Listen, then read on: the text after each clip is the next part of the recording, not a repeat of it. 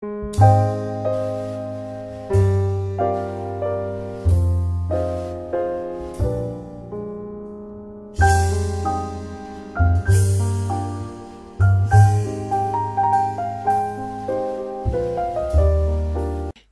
عزیز، همین لحظه در خط تلفن با من شما خانم فتانه گیلانی، رئیس اجتماعی زنان افغانستان هستند. خانم گیلانی، با سلام به شما و سپاس از شما. در ادامه خبرهای بسیار تکان دهنده خانم گیلانی از افغانستان، بازم کشته شدن یک دختر جوان در ولایت قندوز اضافه شد که به طور بسیار فجیع گردن و دست بریده شده. در ماه‌های اخیر هم از گوشه و کنار افغانستان چنین خبرهایی داشتیم. آیا این وضعیت به نظر شما چرا روز تا روز بیشتر شده میره در افغانستان؟ بسم الله الرحمن الرحیم. تشکر، زنده باشید.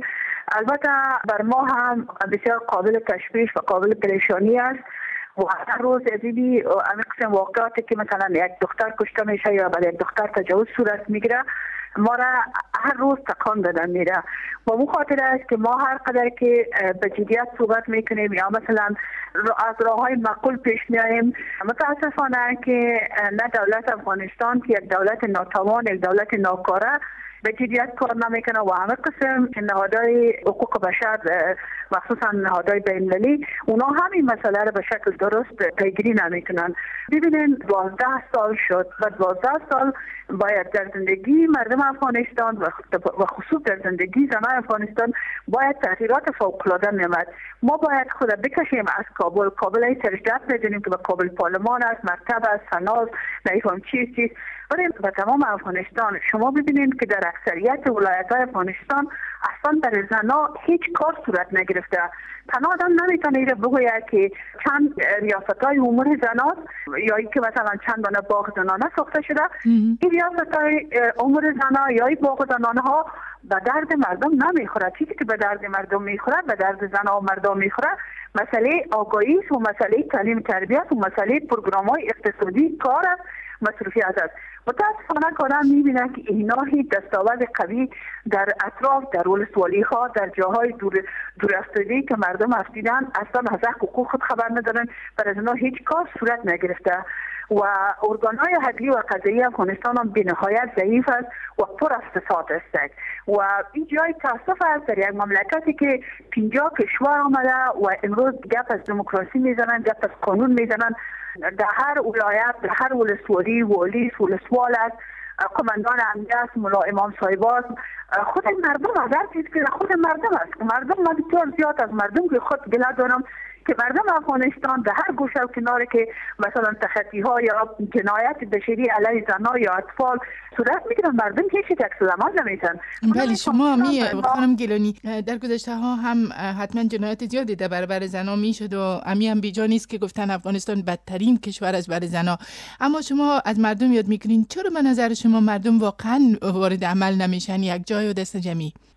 به خاطر اینکه مردم احساس همدردی نمیکنن. مردم زیاد مردم هم بسیار به صراحت میکنن که بالکل در یک حالت بی‌خاصیتی و بی‌فرهنگی ما قرار گرفتیم. ما وقتی که میگیم یک ملت مسلمان هستیم، ما افغان هستیم.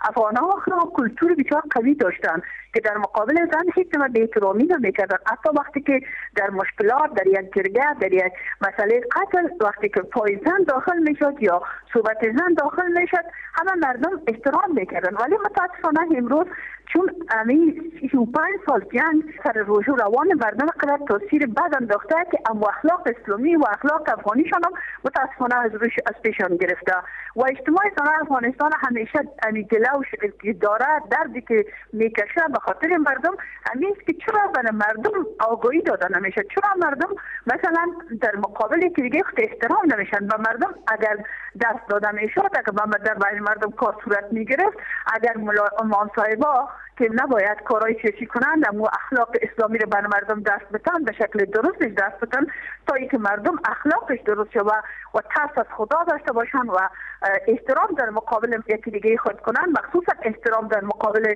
زنها. این مسائل بسیار کمرنگ در افغانستان. متاسفانه اما می شما که قسمی که یاد کردین خانم گیلانی، به هر ترتیب خب روشنگری که از مهمترین موارد است در هر جامعه، در هر کشوری، در هر گوشه از جهان اگر توجه بکنیم که شما قبلا یاد کردین و بهش اشاره کردین. خب طب و علوم هم نشان میده که ازدواج با اقارب که امی دخترکم دختر امی پسر قاتل بوده، ازدواج با اقارب عواقب بسیار بدی داره. مثلا میتونه کودکان ناقص به دنیا بیان. اما بازم چی دلیل وجود داره اصلا در افغانستان که بسیار علاقمند هستن با اقارب خود ازدواج کنن و اگر هم ازدواج قبول نکردن خب با اینطور یک فاجعه روبرو میشن؟ خب اما اینمو اولش خب مثلا از نگاه مسائل سینی اگر آدم بگوید مردم ما اینمی موضوعات سینی را یا آگاهی های سینی را در ارتباط به ازدواج که با یک رشته نزدیک ازدواج کنه، مثلا در ارتباط به صحتش یا اطفالش ناقص میبره، این موضوعات نمیفهمن. ولی هارسی روی اصولی که مطابق با خواسته های مشروع یک دختر یک بچه صورت بگیره، یعنی از دختر پرسان باید که آیا تو به می ازدواج به می نفر حاضر هستی، میخواهی که با ازدواج کنی؟ حداقل ایره خدا، ایره قرآن، ایره رسول ایره برش اجازه داد، یک مشروع شد. اما متاسفانه در اثر جهالت و حتی ماندگی فرهنگی هر چیزی که مردای خانه، هر چیزی که کلانای خانه و بسیار از مردای بی مسئولیت بخواین امور به سر از دختر عاجز مظلوم به زور میقبولانند. به افغانستان دیگه تقریبا هر چیز به زور و به زور برچسب و به زور خودخواهی و دیکتاتوری است. با اون خاطر است که ما همیشه گفتیم که هر چیز زودتر میشه باید سر مسائل قانون و حاکمیت قانون کار صورت بگیره، به خاطر از اینکه مردم احترام به قانون نگذاره و آگاهی از قانون پیدا نکنن و از قانون نترسن. فکر میکنم که این مسائل همینطور ادامه پیدا خواهد کرد. و دیگه موضوعی که بسیار مهم است مسئله تعلیم تربیت است که ما نباید شعار بدیم، ما باید کار کنیم، ما باید کورس‌های آگاهی تعلیم تربیت بر زنان و دخترها و مردا داشته باشیم. مثل که اجتماعی زنان افغانستان همیال با 12,000 زن طفلی که کار میکنه، ما تنها همراه زنها کار نمیکنیم در ارتباط تعلیم تربیت، ما همراه مردا هم کار میکنیم. و دیگه چیزی که بسیار مهم است، ما چون یک کشور اسلامی هستیم باید از قرآن آگاهی پیدا کنیم. متاسفانه در یک شرایطی هستیم که مردم متاسفانه آگاهی درست از مسائل اسلامی خود نداره و زن هم نداره. دیگه اینکه من نمیفهمم که چرا در این شب روز اینقدر قتل و جنایت اینا رو زیاد شده میره. پس معلوم میشه، نشان میده که اداره افغانستان اداره ناکار است.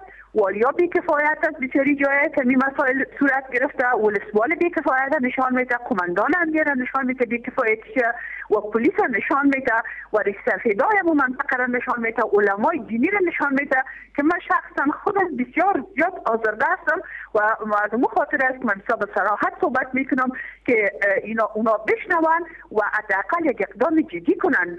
تو خود نمیتونه شده که هر کس یک بلای سر یک دختر یا سر یک زن یا سر یک طفل آمد و کل مردم محل یا منطقه او را تماشا کنن. باید از غیرت خود کار بگیرن که غیرت دارن یا ندارن، از شجاعت خود کار بگیرن. این بسیار شرم است، ننگ است که امروز مثلا یک طرف طالبان چی تصویر برن دختر افغان هستن، از افغانستان از یک طرف دیگه مرد افغانستان به دنیا معرفی شود که در چقدر استمگوشی و در مقابل زن چی رقم یک وضعیت خراب را انجام میده. ما امید میکنم که مردم خودش به هوش و عقل بیاد. بسیار زیاد تشکر میکنم از شما خانم فتانه گیلانی. تشکر از شما، زنده باشید.